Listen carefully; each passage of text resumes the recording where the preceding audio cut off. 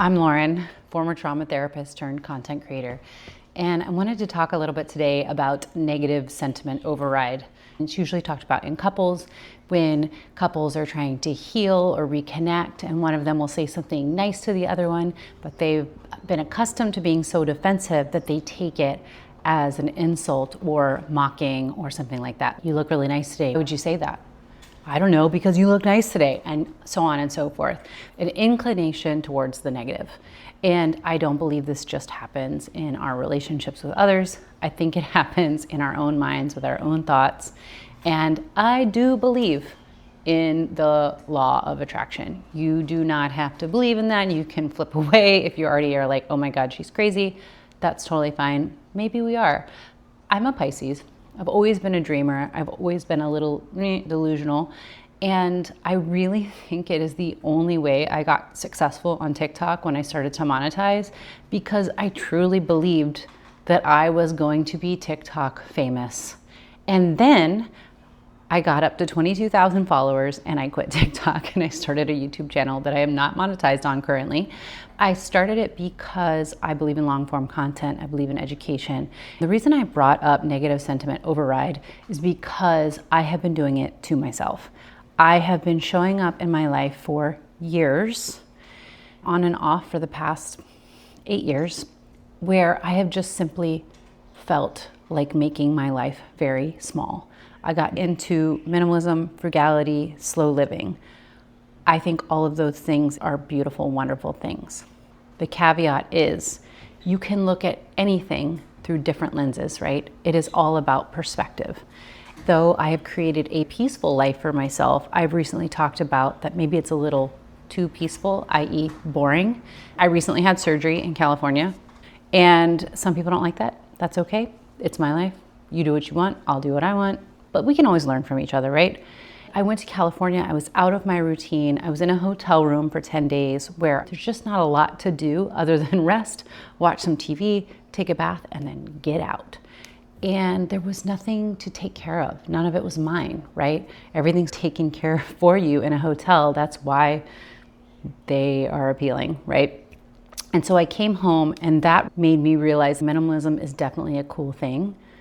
But there's nothing wrong with having a curated home if you can take care of it, if you have the energy to take care of it.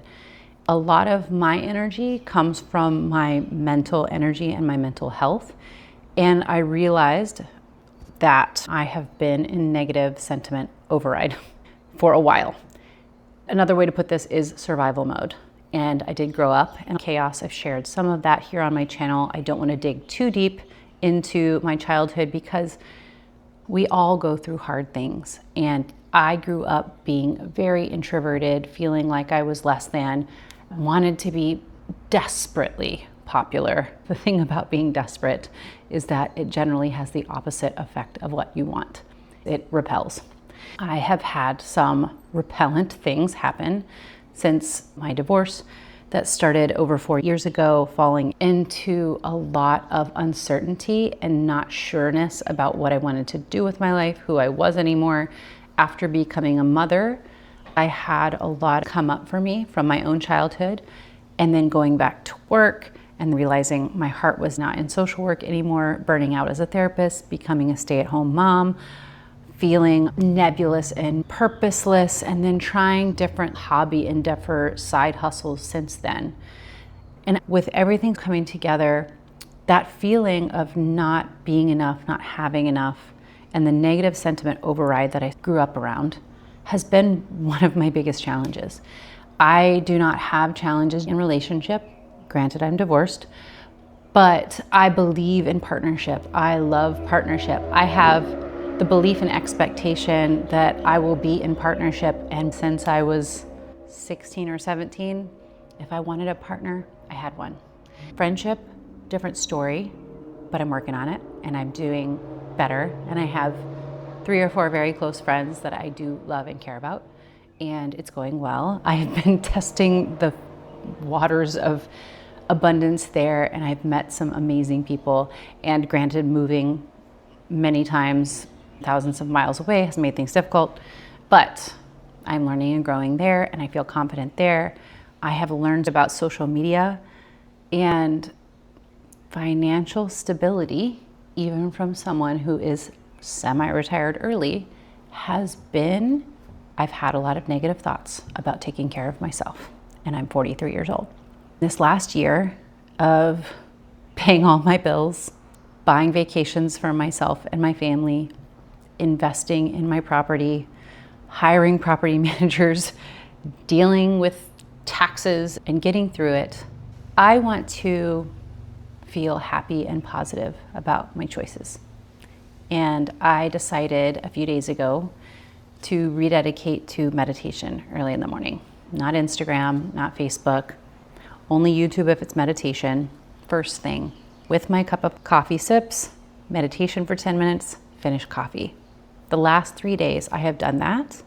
And I just want to say that the energy and passion and things that I have discovered and rediscovered about who I am and what I want to do have come alive. I have gone from boredom and peace to peace plus excitement about the future. I don't know how it's all going to go. I have so many ideas of things that I want to do now. I love Abraham Hicks, the law of attraction, and she often says that the question and the answer are on two different radio stations. When you ask for something like financial stability, financial freedom, financial abundance, asking for that is wonderful, but aligned action on how to get to that is receiving, and that is a different frequency. So if I'm not sitting and listening and eliminating the noise, other people's opinions and ideas about how to live life, sorry, I know you're on my YouTube channel, but when I do that in the morning, then I get to hear my unique inner voice of what makes me happy, what makes me joyous, and what makes me free.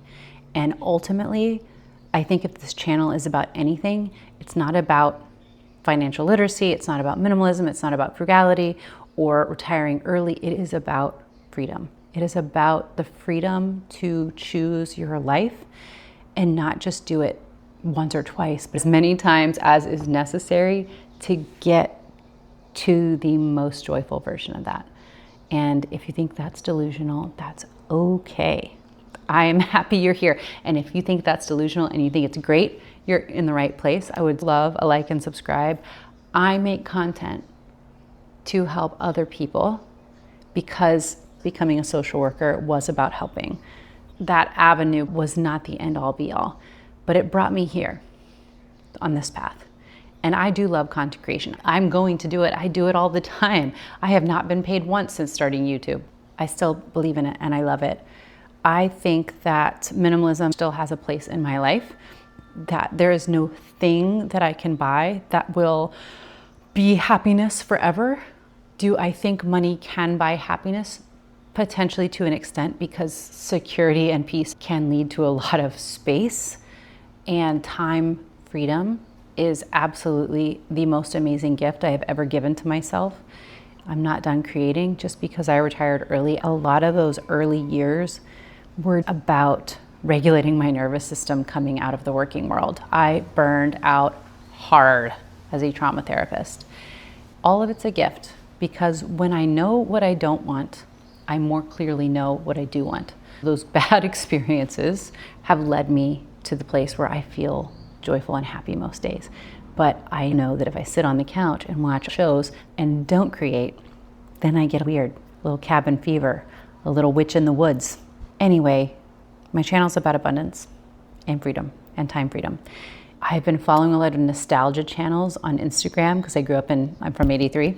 And so I really love interior design. I love classic Ralph Lauren and Ethan Allen. I made a post about Ethan Allen furniture and story time last time about selecting a chair and the saleswoman telling me I had an eye for detail. That was my first major in college, was interior design from that one interaction. I just pulled on the golden thread, and I've been going back to a lot of that joy I had as a kid when it came to design, to theater, to English, the written word. I do want to share one manifestation story real quick. I was going to download an app yesterday that I've been seeing all over Instagram. It just looked really interesting. It's an educational app. I will talk about it later.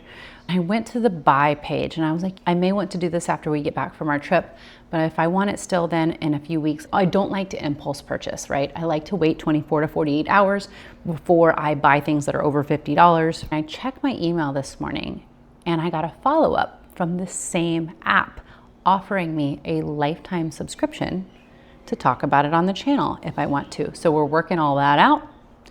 And I realized they had emailed me a month ago, and the app is really blowing up, and it's honestly the biggest content collaboration I have been offered. Actually, Aloe Yoga did contact me once, which I declined because I was really into frugality and minimalism at the time, and semi-regret that one. I'm off track. So my manifestation story is that I was going to buy the app. I closed it out and thought, let's wait. Something in me was like, let's wait. The morning I wake up, in my inbox, we would like to work with you. How would you like a free lifetime subscription to our new app? Yeah, I think I would. So anyway, thank you so much if you're still here. Again, I'm Lauren Teresa, former trauma therapist turned content creator and joyful living time freedom promoter. Adios.